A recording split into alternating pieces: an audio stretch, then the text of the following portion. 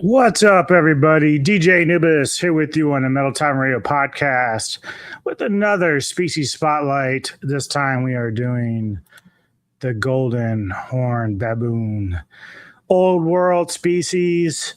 It is, and I'm going to butcher the name, Ceratogyrus Sanderi. This is basically a fossorial or terrestrial spider. It's got a shimmering gold, as you can kind of tell a little bit here. This looks a little more grayish, but if you see the black thing on its carapace here, that is the horn. And there's the Sanderi is part of like a group of baboons that there are many versions of the baboon, the horned baboon, and this is one of them, which strangely enough was kind of hard to find information or even people doing any kind of videos on this particular type of spider, just out of Namibia and Angola. But because some of the other ones, they're, like I said, there's different variations to the species. So a lot of people have a lot of the other ones, and Sanderi isn't one that a lot of people tend to have, I guess. But I did find a couple of people who were doing some rehousing, which we'll talk about a little bit. But this is an old world species. It does not kick any hairs, so it does get very defensive, very quick.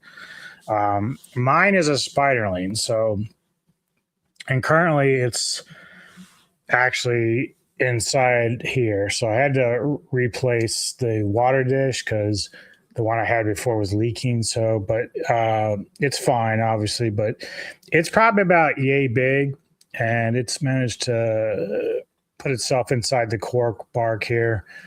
But this, like, one thing it does say is, like, if this particular tarantula doesn't have enough dirt, soil to burrow in, it will web up around the top, which it was doing occasionally. It kind of webbed itself up the top here at one point, which was annoying because I wanted to feed it.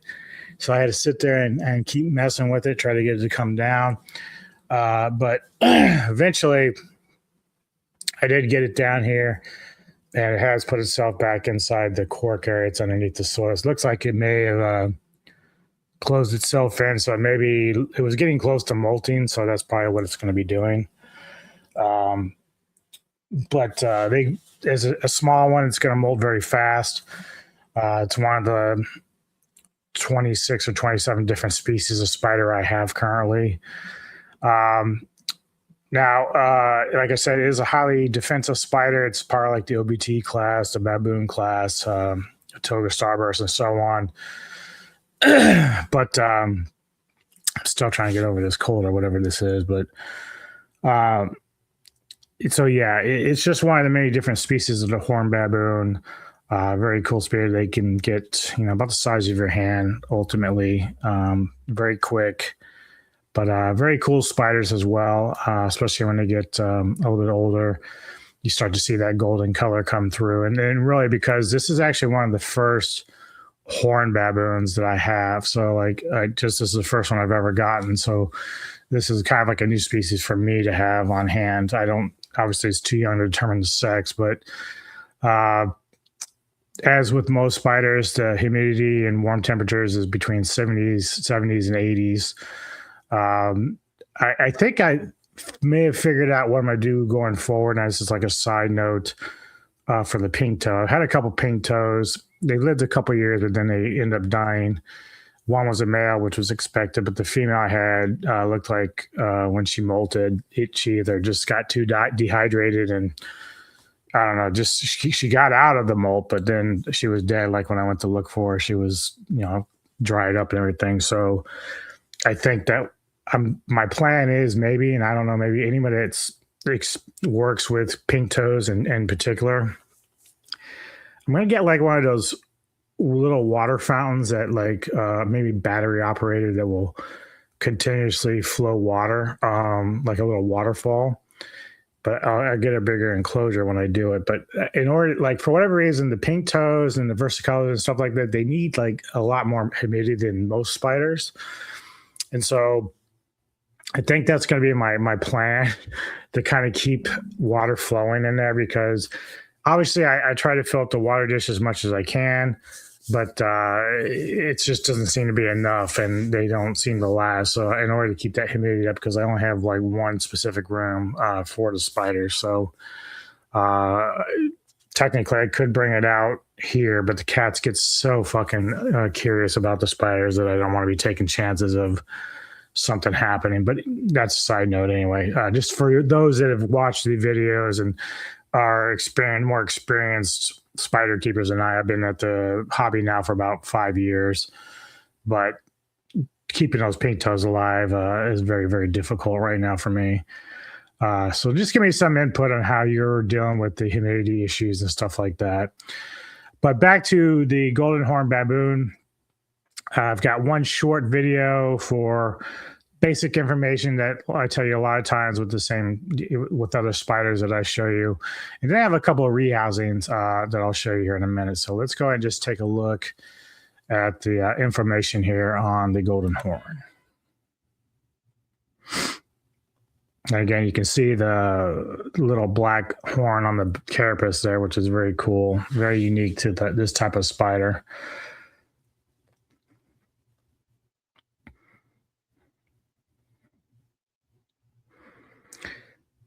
So they had the female, like I've always tried to figure out how to see there's a horn a little more prominent on the back there.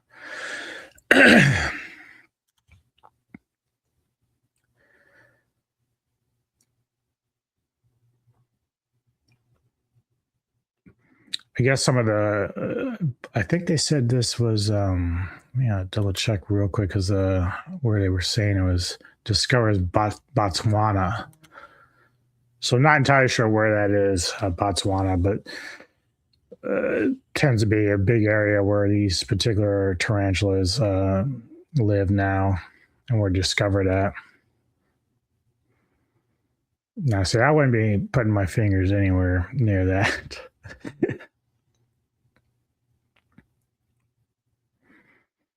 Okay, so the shape of the horn.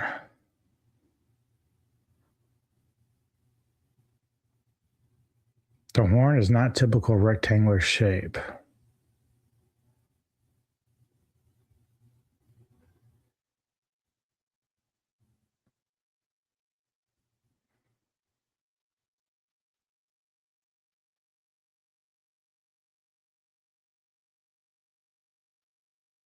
Okay, so if it's sort of protruding, is that the male, I guess?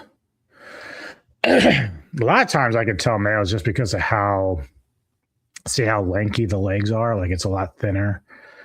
The legs are a bit longer.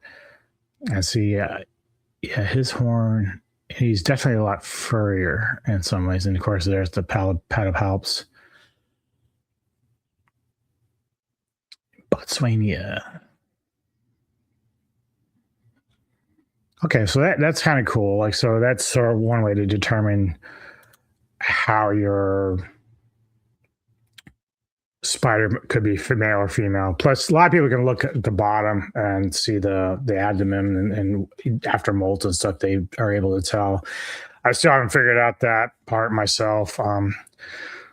Nowadays, when I decide or figure out my spiders and their females, usually because of the way they look. So, like, I know that two of my pokies, my regalis and my striata, they basically, I figured it out really fast when I heard them both tapping on the glass, doing their thumping, their little drumming. So I knew right away that they were, but they kind of looked like males already because of how lanky they are.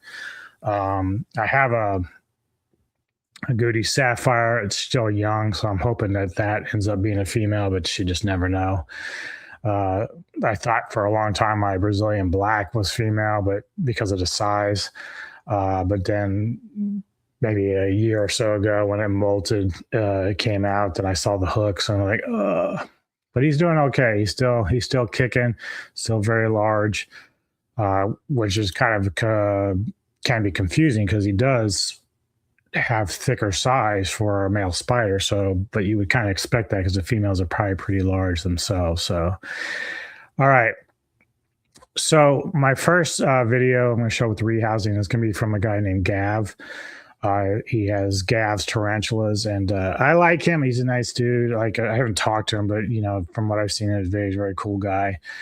I did kind of look at these videos, and I edited them out a little bit just because I wanted to get a lot of the meat out of there. Just kind of show you basically them rehousing them a little bit.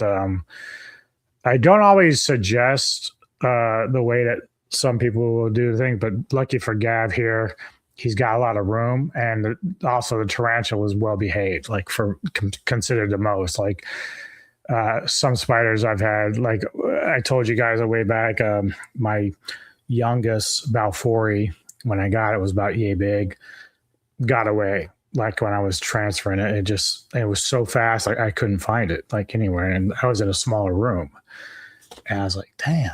And so about a month later, my wife wakes me up. She's like, hey, can you come look at the spider? It looks like the one that might have got away. And sure enough, it was on our steps, and the cats were already eyeing it up, but I got it, and it's fine now. I have a larger one that I got because I thought since I lost that one, it might have died off, but we found it anyway. So now I have two, but I don't know the sexes of either one yet. The youngest one obviously is too young, but the other one is probably about 4 or 5 inches. And I don't know, again, not sure how to determine the sex of it yet, but either way, I'm not really a breeder, so even if I have a male and female, I'm not sure how I would handle that. I do have like 100-gallon or 50-gallon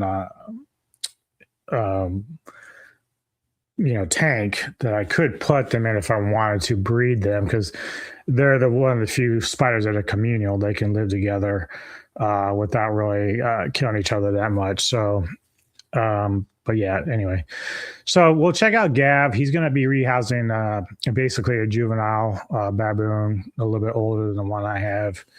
And so let's check it out.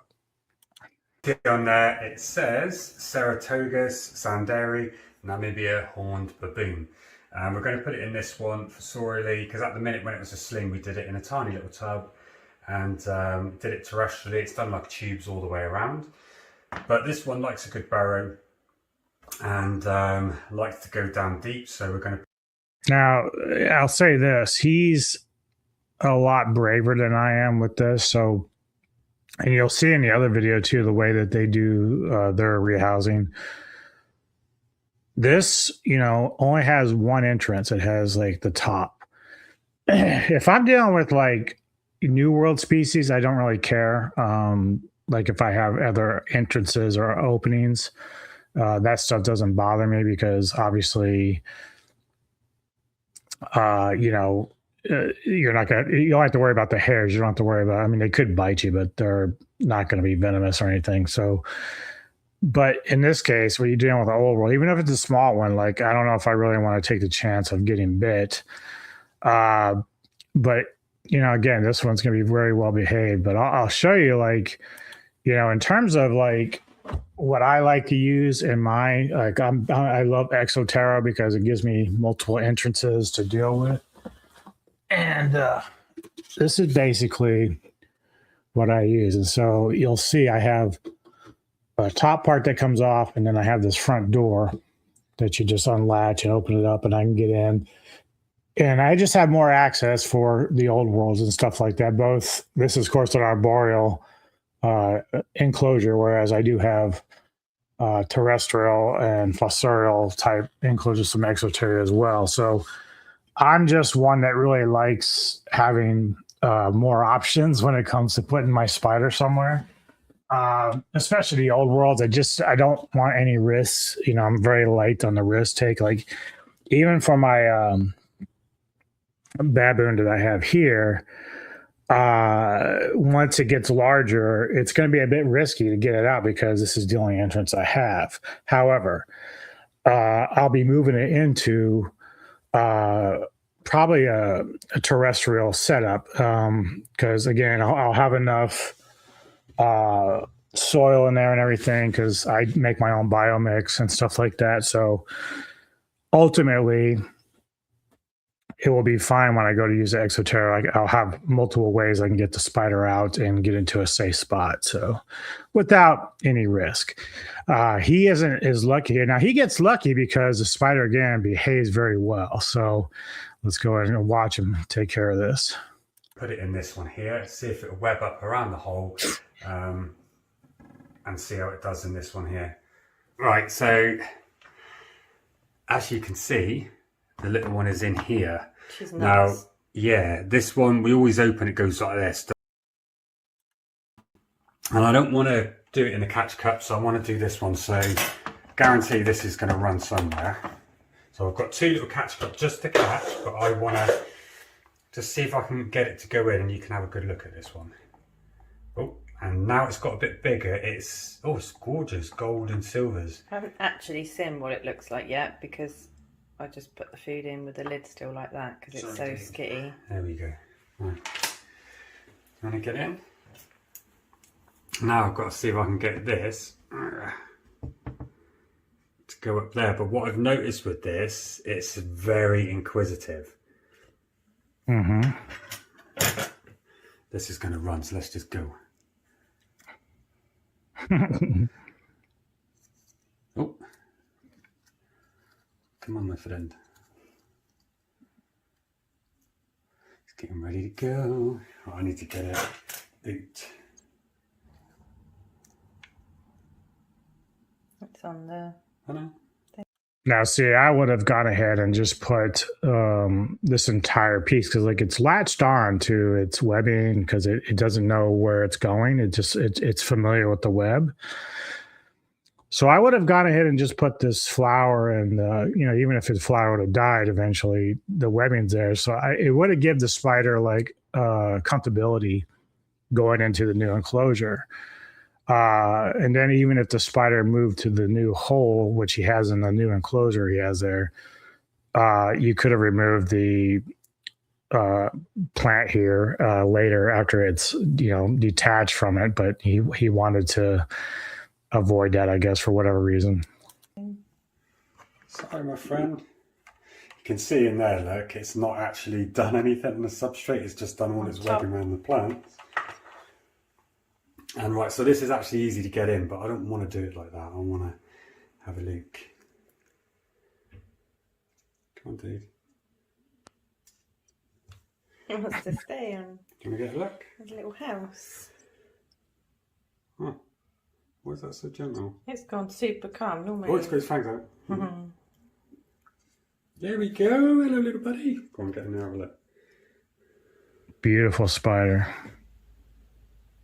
It's golden black, isn't it? Hmm. I wouldn't say there's quite a few bits of grey, but golden black, and it's got the. Has it got the horn? I don't think it has. I think it's a little lump coming there because I'm not sure if you've got the Darlingi. Is it the female has the horn, the male?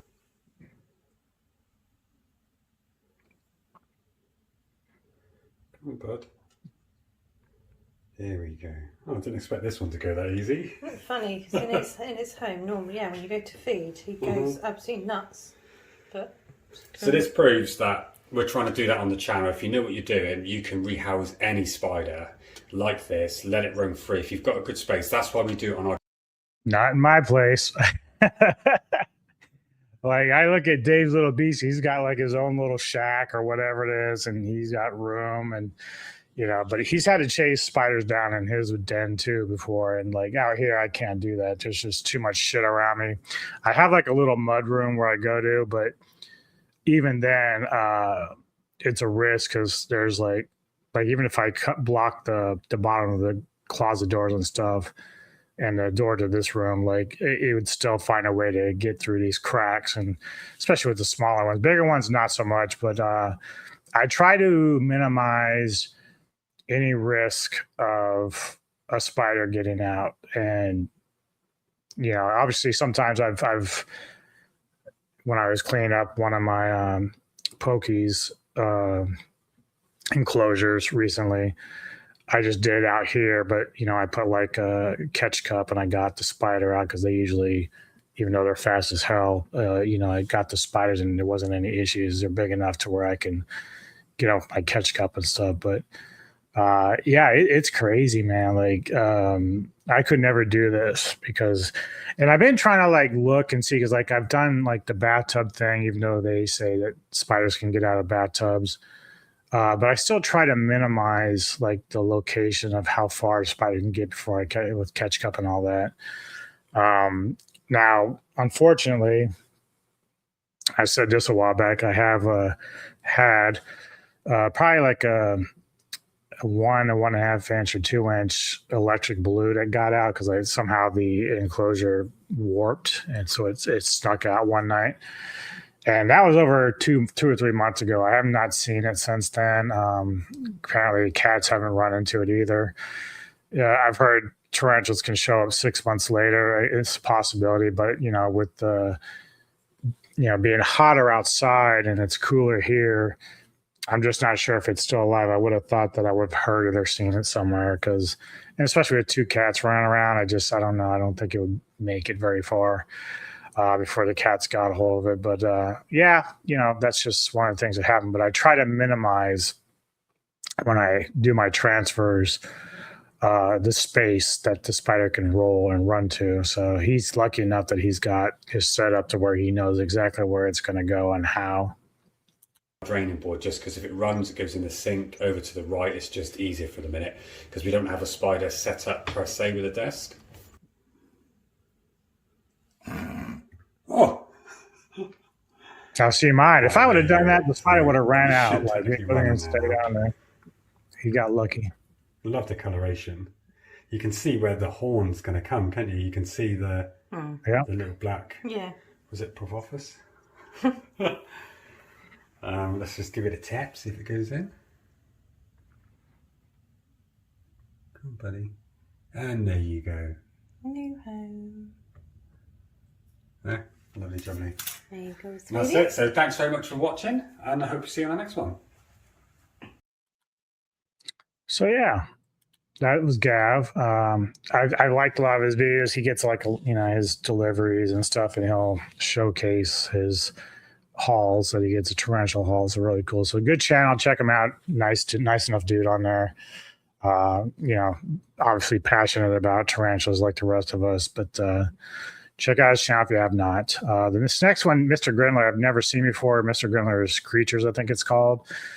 He sounds British, but I don't know. Like he does have an accent, so I think he's like overseas. I just taking a wild guess. He's got a pretty big channel, but I've noticed that he hasn't had a lot of videos more recently. Most of it's like 8 months to a couple of years old. So I don't know if he's still doing stuff or something happened. I haven't really investigated any of that, but he was one of the few that did have a video of the Golden Horned Baboon. So let's go ahead and check out his video.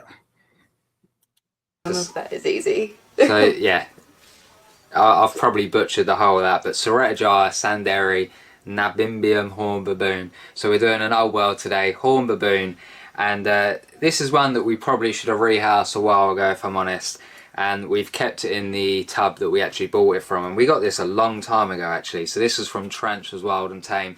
Once again, if you're in the UK and you see their stall at one of the invert shows, go and check it out because they have awesome tarantulas. Also, sorry if you can hear shouting, it's next door. What is it? I do like some of the enclosures he's got behind him. You see that lip?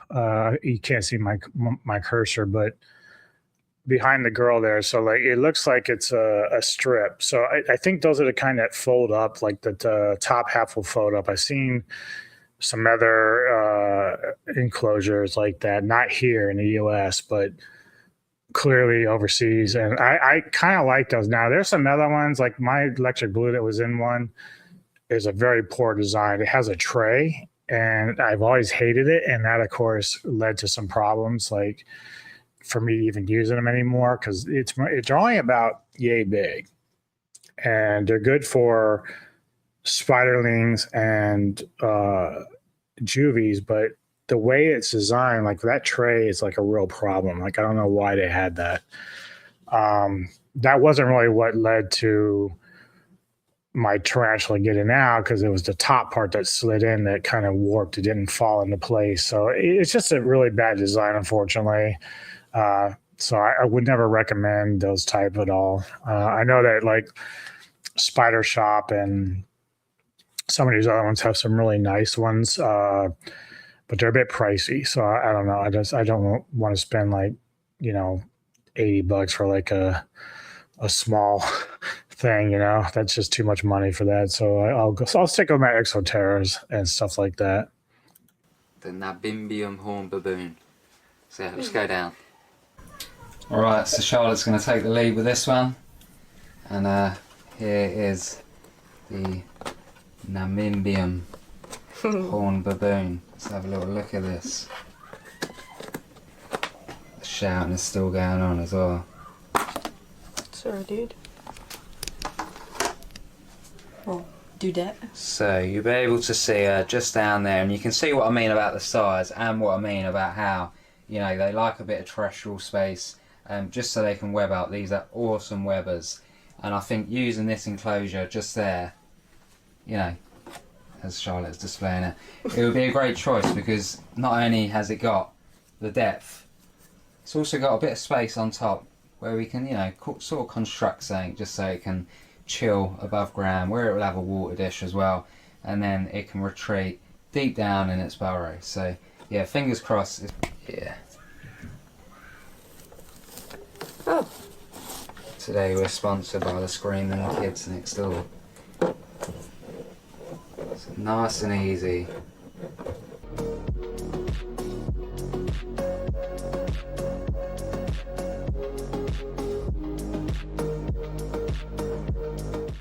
We had the Ceratogyrus.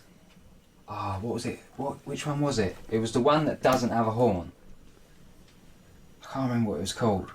I'll remember the name and I'll put it up down below. But look at that.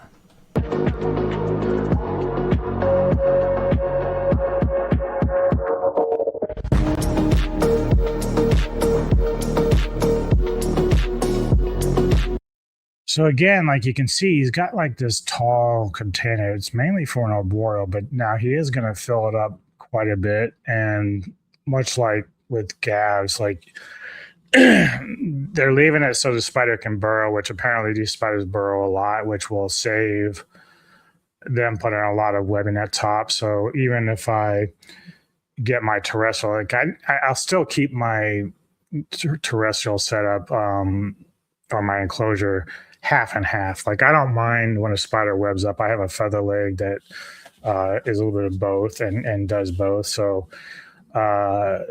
even though I'll probably end up moving that one to a terrestrial as well, but I think it's terrestrial. I have to remember. But either way, like the baboons do a lot of webbing, and it's crazy how strong the webbing is. Like it's insane. But I don't like having a short space to deal with like old world spiders. Again, this is just a safety thing for me. Because they can be skittish and fast. Like if they run out, then you've got problems and you got to chase them down. And even if you're just trying to feed them or put water in their dishes. So like I like to have room to work with, especially with the old worlds. And even with my new worlds, like some of my other spiders, I have a lot of room. I love room. Give me room to work with, so that we're not, making a spider fearful or making it run around, and because they still get skittish anyway when you start to open their enclosure. So, more power to Grindler and Gav and everybody. Like I'm not here to like judge how they handle their spiders and stuff. It's just my preference for how I do mine. I just like to be a little more safe with it than that, but you can still give them plenty of substrate without going all the way to the top, in my opinion.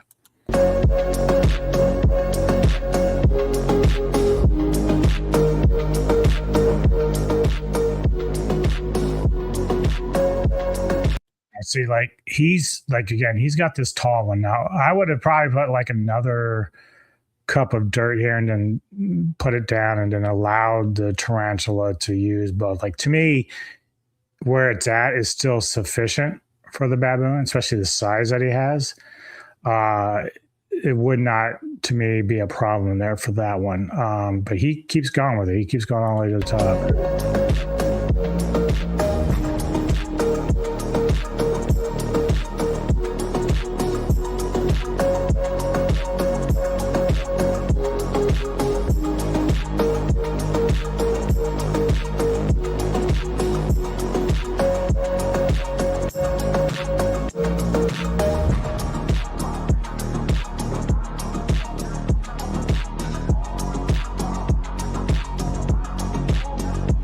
Nice to do that.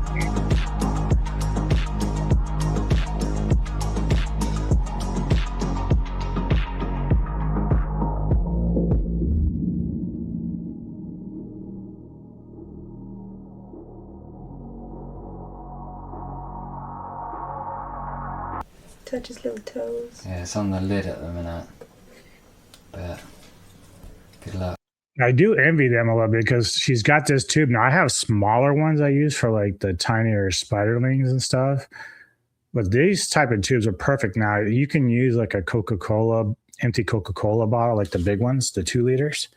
If you want to transport like bigger spiders from one enclosure to another, it is a very cool and useful tool. Now I don't know where they got this tube from, but like I can't find these anywhere where I want to use this, because these would be perfect for a lot of the juvies and medium-sized tarantulas to move them around from one to the other without having to worry about. Of course, she runs into a problem where her paintbrush is a little bit small or short, but ultimately it's a good way to transfer spiders, even if they're New World, that kick hairs from one space to another.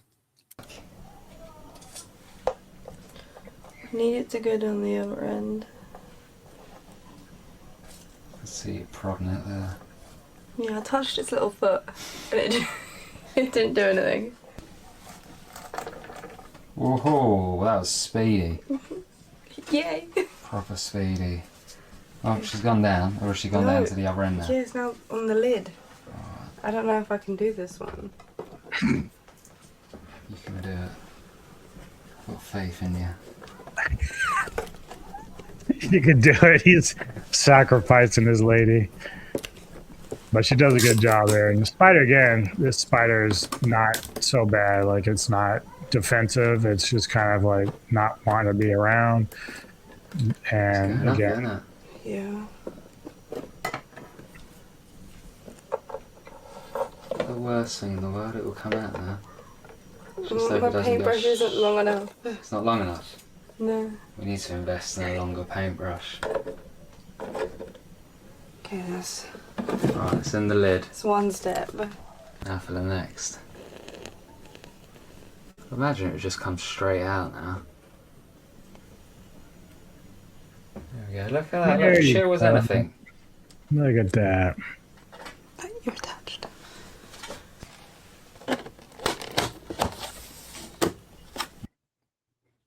So yeah, there you go.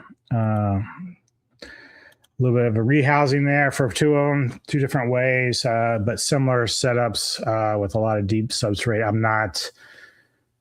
not one that likes to do that because, again, for a couple of reasons. One, if you ever have to like go dig for them, if there's ever any issues, that can be a problem. Especially if you need to translate. This one's still young that they have. And it is a female, so it's going to probably live a while. But once it gets bigger, they're probably going to have to move it again. Now, it could survive as an older one, but I think eventually it's going to need more air ports. But either way, I like I said, I would do half and half. This way I can keep an eye on what's going on a little bit easier. Now, this one is a nice setup because it's like it almost looks like a cereal holder, that we have here in the U.S. I know Dave's little BC uses stuff like this, these tall things, and although his aren't very clear, you can't see through them. I like to be able to see what's going on because, like I said, I check on my spiders every fucking day, and just to make sure everyone's okay, and how it goes, and feeding and water and stuff like that. But there you go, man. The Golden Horned Baboon. Hope you enjoyed the video. It's another cool spider. I can't wait for mine to get a little older. I'm hoping it's female eventually, but I'll be on to the next one. Thanks for watching, and hit the like and subscribe, and give me some comments. Do you own one of these species, or how do you feel about this species? And see you next time on the Metal Time Radio podcast.